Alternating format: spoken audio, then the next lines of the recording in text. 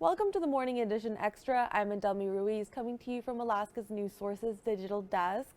Thank you so much for joining me this morning and for starting off your morning with us. Our top story this morning: Nick Reiner, the son of movie director Rob Reiner, has been arrested in connection with the deaths of his parents. Rob Reiner and Michelle Singer Reiner were found dead in their home on Sunday with stab wounds. Their son, 32-year-old Nick Reiner, reportedly has a long history with drug addiction, which began in his teens. The death of Rob Reiner has shocked Hollywood stars and his fans across the world. He built a huge reputation through acting in, producing, and directing a string of hit movies in the 1980s and 1990s, as well as the classic 1970s television series All in the Family and the hit TV show New Girl.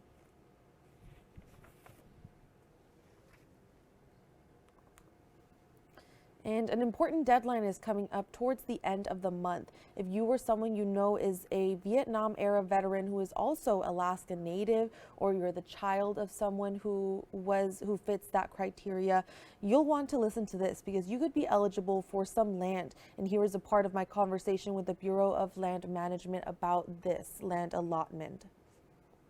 Thank you so much for joining me this morning. I really appreciate your time. Can I start off by having you, I'm going to put you on the full screen, so you're just going to see yourself. Sounds good.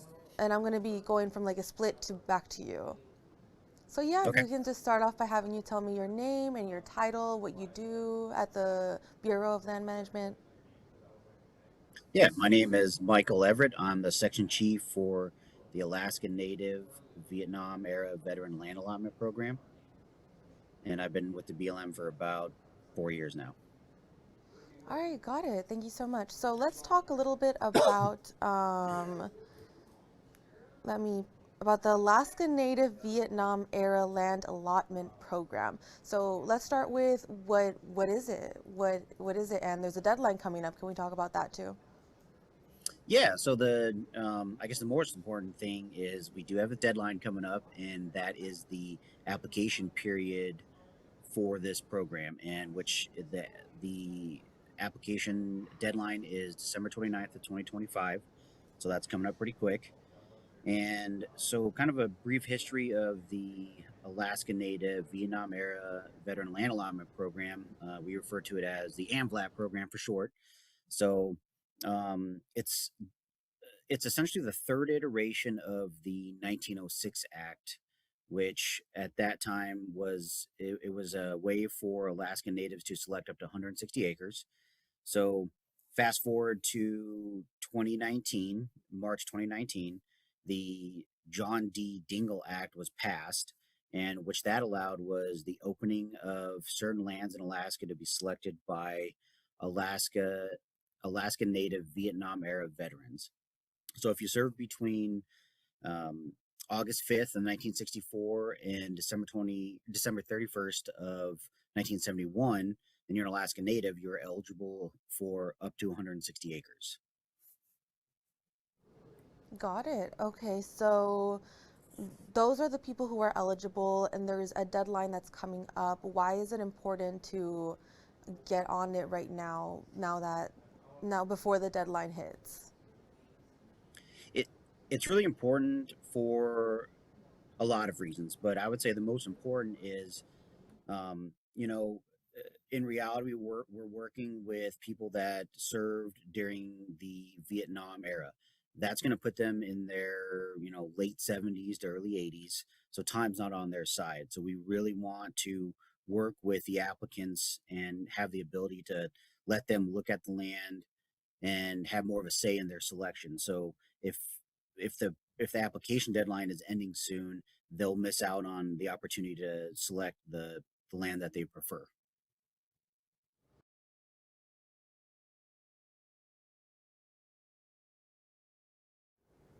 Alaska is less than a year away from voting for governor, but the roster hasn't gotten smaller. With Governor Dunleavy being term limited, 14 people have announced bids to become the state's next leader. On this week's edition of Alaska's Political Pipeline, political reporter Will Courtney catches you up with the latest on the who's who of the race. It's available now on our website, mobile app, or wherever you listen to your podcasts.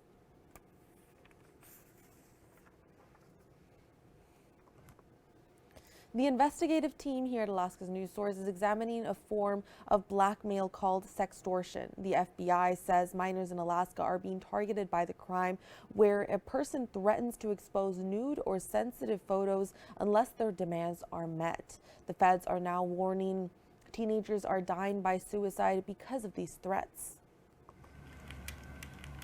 Online gaming is a very easy way to build trust because these kids play games all the time. In this animated world, Oh, I'm gonna die. you lose yourself in a dystopian landscape, pixelated beauty and terror. Like, my children play games all the time. Be careful who you chat with. Sextortion is, simply put, when an adult offender basically tricks or coerces a young child or a minor into producing sexually explicit material that the child then gives to the adult. As long as a child has access to the internet, they can become a victim of sextortion. The photos are used to either blackmail victims for money or sex acts. In Alaska, the arrests and convictions tell the dark story. In Kodiak, a man blackmailed a victim into engaging in oral sex on 3 separate occasions. Video recorded each of the 3 acts and attempted to blackmail the minor victim. In Fairbanks, the U.S. Attorney's Office of Alaska says a man demanded sex from a woman that he coerced to send him sexually explicit pictures, then laughed while his victim expressed suicidal ideation. Well, statistically, across the United States, there is a rise in sextortion, and Alaska is part of that. The FBI office in Anchorage says sextortion has increased in Alaska. The most recent FBI data shows across the country, financially motivated sextortion led to more than 13,000 reports. More than 20 minors, the FBI says, died by suicide because of sextortion. The offenders are actually very good at what they do. A lot of sex offenders, they do this as a career. This is their 24/7 job. And so they're very wily, they're very skilled at talking to children. And in this animated world, the threats are real, and they're finding victims in Alaska. Rebecca Palsha, Alaska's News Source. And now we are going to hand it over to Aaron Morrison, meteorologist, who's going to give us a breakdown over what our day is going to look like into our rest of our week as winds have actually died down. Aaron.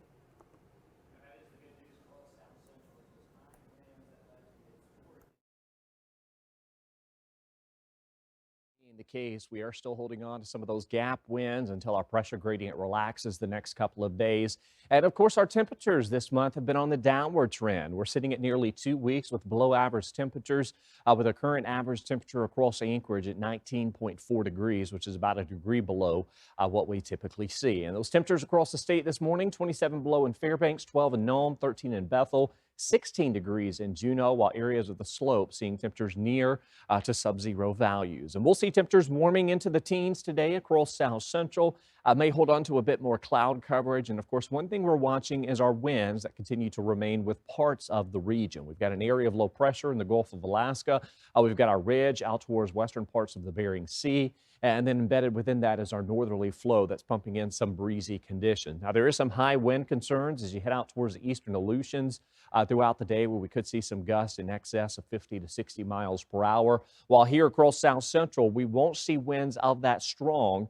We will still hold on to some of those gap winds that could exceed 40 to 45 miles per hour throughout the day. Not everyone will see those winds, and the good news is they will not be as strong as what we did see through the weekend, but we'll still hold on to some of those persistent gusts through at least our Wednesday and into early Thursday until our gap winds and our as well as our pressure gradient begins to relax. So be prepared for some of these breezy conditions that will stay with us, which will also lead to wind chills approaching zero, if not some sub-zero values here over the next couple of days as that Arctic air continues to settle into the region. And some of the coldest locations will be in areas where those winds do relax. I should say wind chill there and not rainfall. My apologies for that. But we are still holding on to colder weather that's settling in across the South Central. Breezy winds again looking possible. Those gap winds, sunshine, teens and 20s throughout the afternoon hours, while that 7-day forecast favoring even colder weather as we welcome in the rest of this week with highs in the single digits and overnight lows dropping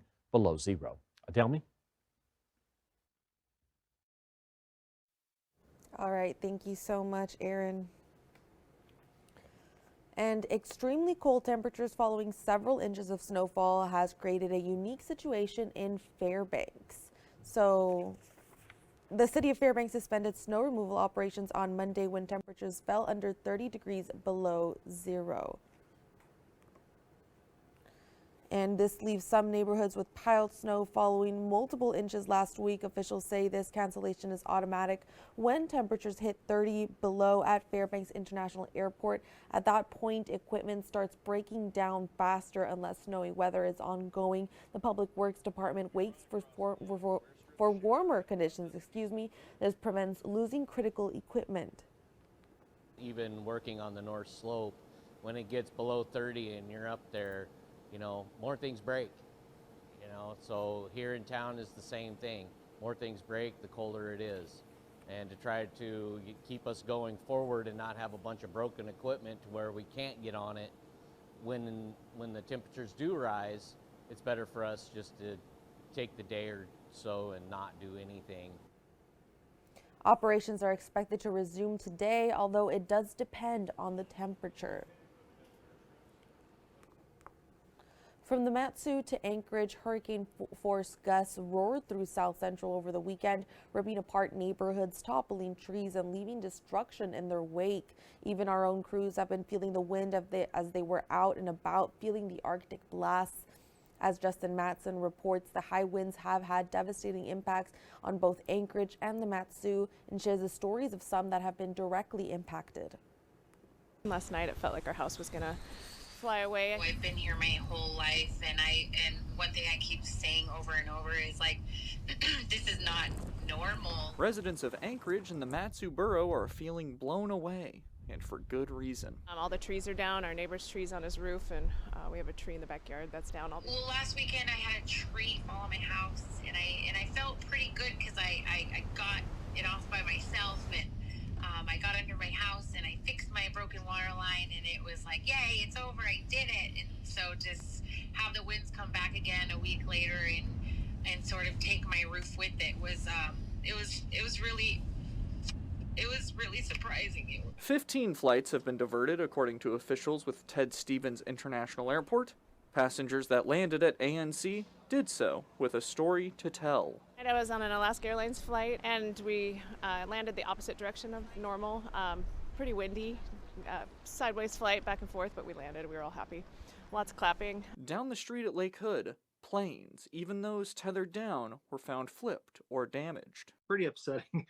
It's been down for some maintenance issues for a while now, and it's really hoping to put the engine back on it this spring and get back to flying it, but I think it's going to be a little longer than that now. So, making this storm one for the record books, no matter which way the wind blows. Justin Matson, Alaska's news source.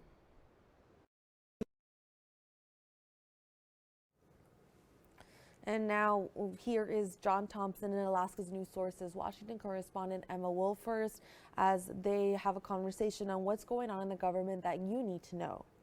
Last night it felt like our house was gonna. All right, we're just 2 weeks away from the Enhanced Affordable Care Act tax credits expiring. Alaska's News Source Washington correspondent Emma Wolfers joining us from D.C. And Emma, what is the latest from Congress here as lawmakers return to Washington after failing to pass legislation last week? Well, John, the House is expected to vote on the Republicans' health care bill Wednesday afternoon. This GOP package, though, does not include an extension of those enhanced tax credits and instead focuses on proposals to bolster access to employer-sponsored health insurance plans and clamp down on so-called pharmacy benefit managers. There are 14 House representatives who want an amendment to extend the tax credits, and those 14 are Republicans. It would be up to the Rules Committee and House Speaker Mike Johnson to determine, though, if that amendment can be brought for a vote alongside this bill. Even if House lawmakers somehow pass an extension of the tax credits this week, the Senate would still need to vote on it, and that's unlikely to happen before lawmakers leave for their holiday break Thursday. If these enhanced subsidies lapse, millions of Americans will see their annual health insurance premiums more than double, and the Congressional Budget Office says about 2 million people will be uninsured next year if these subsidies end. Well, we also know that both the House and the Senate are going to receive a classified briefing on the alleged drug boat strikes in the Caribbean. What can you tell us there, Emma? Well, these two briefings are expected to take place pretty close in time to each other today, and with the entirety of both chambers of Congress, which is something lawmakers have been asking for. Defense Secretary Pete Hegseth and Secretary of State Marco Rubio are said to be conducting these meetings. They'll discuss the administration's ongoing military actions in the Caribbean and Pacific, as well as, quote, military strikes and other Western Hemisphere updates, end quote. This comes about a week after a small group of top lawmakers was briefed, and Democrats, though, left that meeting unsatisfied with saying they had more questions than answers. So lawmakers on both sides of the aisle hoping to garner some more information after these two briefings. Well, the president has signed an executive order declaring fentanyl a weapon of mass destruction. Can you speak at all to the president's reasoning? Yeah, John, the president said right as he was signing this order Monday, quote, no bomb does what this is doing, end quote, referring here to fentanyl. The order specifically states illicit fentanyl is closer to a chemical weapon than a narcotic. And President Trump says he's taking this step to protect Americans from what he calls the scourge of deadly fentanyl flooding into the country. He signed this order in the Oval Office with Defense Secretary Hegseth, Chairman of the Joint Chiefs, General Dan Kane, and other top military officials. The order directs Attorney General Pam Bondi to immediately pursue investigations and prosecutions into fentanyl trafficking. But it's not exactly clear yet how this executive order would really change the administration's drug policy, although it's obviously a big step in updating how the administration classifies fentanyl. All right, Emma, and finally, we're hearing that Russia and Ukraine could be very close to finalizing a peace deal. What is the latest, and what does the president have to say about this? Well, there was a lot of optimism from the president Monday, and we now know the U.S. agreed to give Ukraine security guarantees, a big thing they were asking for, as part of this peace plan to end the war. President Trump said he's had numerous conversations with Russian President Vladimir Putin, and Trump says he thinks they're closer now than they have been before. He also said, quote, we're having tremendous support from European leaders. Trump also said he had a long talk with Ukrainian President Volodymyr Zelensky. He also spoke with the leaders of several European countries, including Germany, Italy, France, and the UK, as well as members of NATO. And so President Trump seemed very optimistic, saying things are going along pretty well.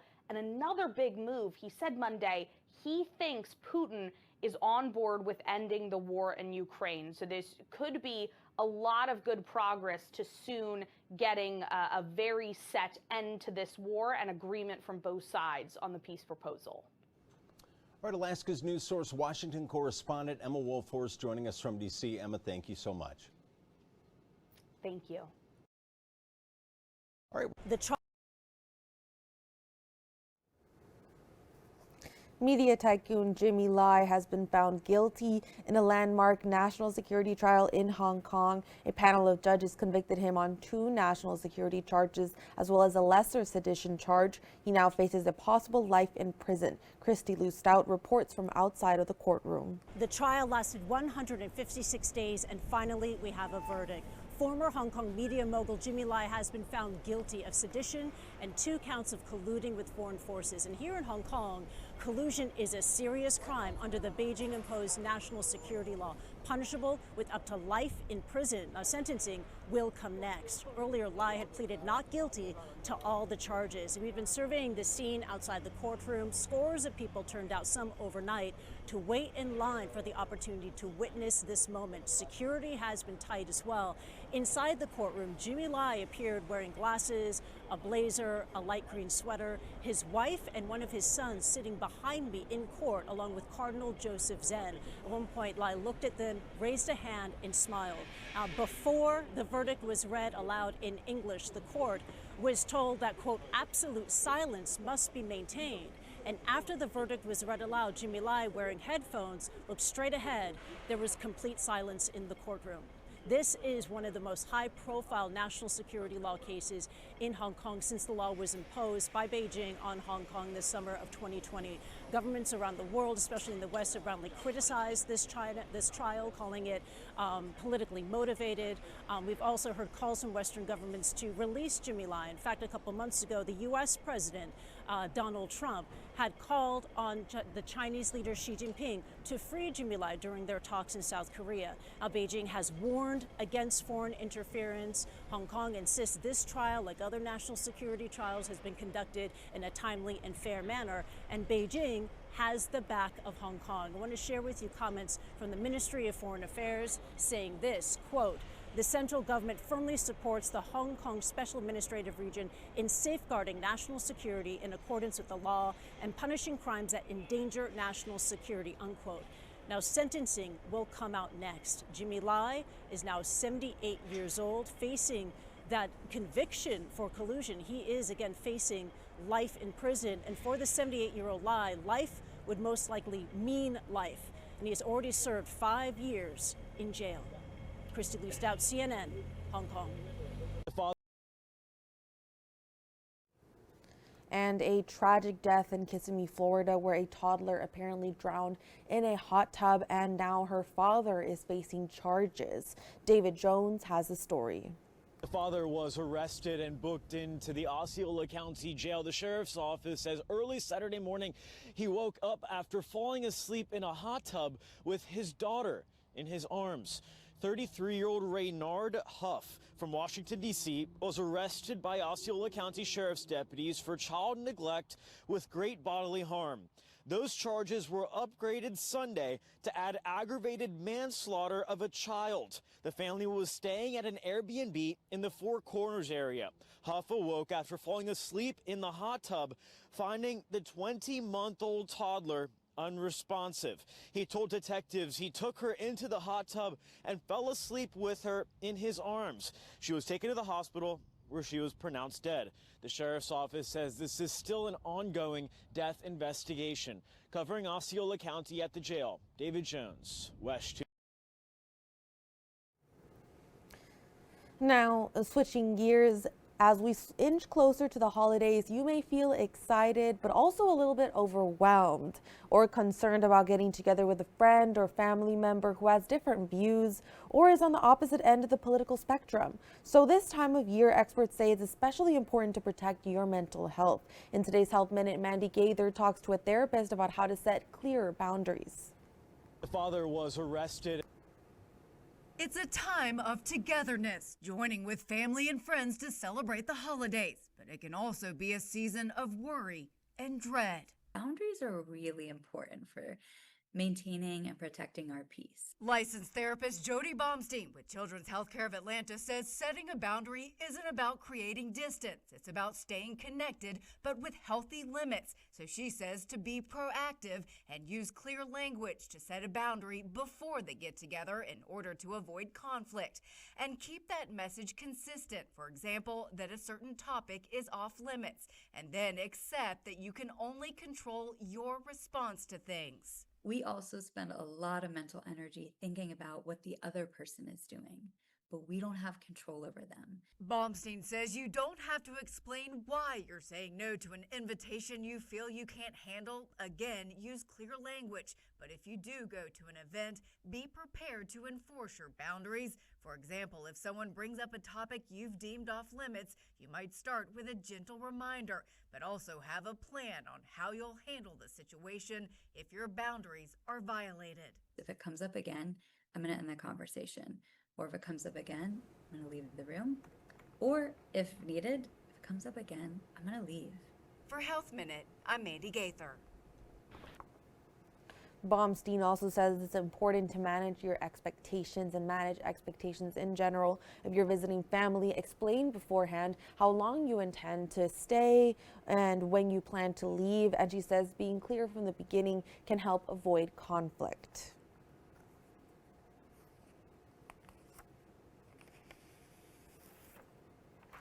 Now, over in Jay Bear, hundreds of people braved a brutally cold Saturday morning to lay wreaths on the graves at Fort Richardson National Cemetery, part of the yearly Wreaths Across America event. Charlie Fellows was on site to capture the sights and sounds of the event.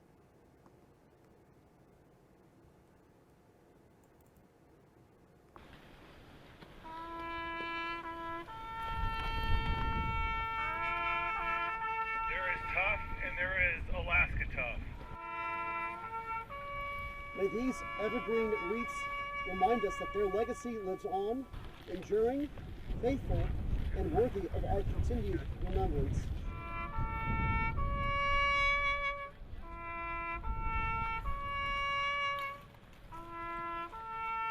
The bitter cold and the wind is Alaska. Look at our veterans who fought at Kiska Natu in World War II. Look at our veterans who fought at Chosin Reservoir. Cold conditions that the 8th Army and the 1st Marine Division took. You know, that's cold. Everyone who serves here in the Arctic feels the warmth of this community despite the Arctic cold. It's the way that we take care of each other. Push. Push. Breathe in. Push. Oh, it's about honoring American soldiers who made the ultimate. And it's about giving back. You never ask nothing in return. Standing out here in the winter light, making time to honor them is part of what it means to live and serve in Alaska. We show up for each other regardless of the numbing, bitter cold. We show up regardless of the long dark. We show up for each other regardless of the circumstances.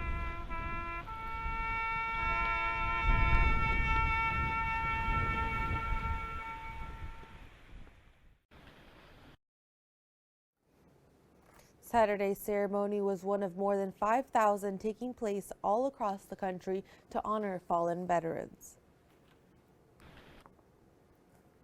And Denny's is rolling out a new promotional product, limited edition shoes called Sticky Kicks. The diner chain says they are the first ever sneakers made with real Denny's syrup. The high top shoes were designed with syrup colored patent leather, tumbled yellow accents, and the Denny's logo on the heel. The company created the shoes in collaboration with footwear artist and designer MASH. Sticky Cakes will be available starting on December 17th at noon Eastern Time, exclusively at dinerdrip.com. Denny says the limited run means only a few fans will be able to buy the shoes, with first access going to rewards members. Sticky Kicks comes in adult men's size 8 through 13. With a $195 price tag. The actual syrup, sealed in a clear panel, is purely decorative, and Denny's is warning not to try to eat it. And there's this new snack coming for people who are trying to cut down on sugar. Oreo Zero Sugar cookies are scheduled to debut in January. Oreo's parent company says it's worked on this treat for the past 4 years. And that's according to USA Today. Each sugar-free cookie has about 45 calories, that nearly 10 fewer calories than a traditional Oreo. The sugar-free option will also be available in a double stuffed version. More information is available on Oreo's website.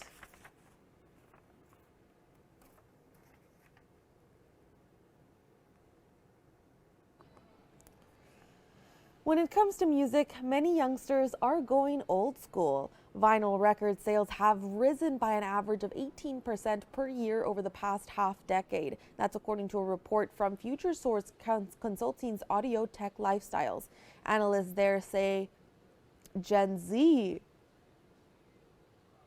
is largely to thank for the boost in sales. Nearly 60% of Gen Z music fans say they like the aesthetic of records, and 37% say they use vinyl to decorate their homes. Now, Christmas has reached D.C., with trees representing every state lighting up the nation's capital. Alaska's News Source's Washington correspondent Emma Wolfers has more on this annual tradition. Students across the country are adding to the holiday spirit by sending ornaments for these state trees. It's part of a display called America Celebrates. Students at King's Christian School, Alaska, created ornaments to hang on their state's tree. These ornaments channel the children's creativity and talents, showcasing the state's history and culture. The 59 trees line the pathway of peace, standing in the shadow of the national Christmas tree behind the White House. The tradition of the national Christmas tree was started by Calvin Coolidge more than 100 years ago, and in 1954, President Dwight D. Eisenhower added a twist, incorporating these additional trees. They now represent all the U.S. states and territories, as well as the Interior Department's Bureau of Indian Education Schools and the Defense Department Education Activity. I think the state trees are really about unity. It's really about showing how every one of our states are important to this country and how special each state is and how different each state is, and we need to celebrate that. The National Park Foundation, which organizes the display, says these 59 trees are donated from 2 different farms in North Carolina. We're sitting on a national park. The Ellipse is a national park. One of the things we want to remind people of is the beauty of this country and the beauty of our national parks that are part of the story of America. It's part of the celebration of the season. It's part of why we are who we are. These trees will remain on display until the new year. They are free and open to visitors every day. Emma Wolforst, Alaska's news source. And that wraps up the Morning Edition Extra for this Tuesday morning. Thank you so much for watching and for joining us at Alaska's News Source this morning. Have a wonderful rest of your day, and I'll see you again tomorrow for another Morning Edition Extra. Have a good one.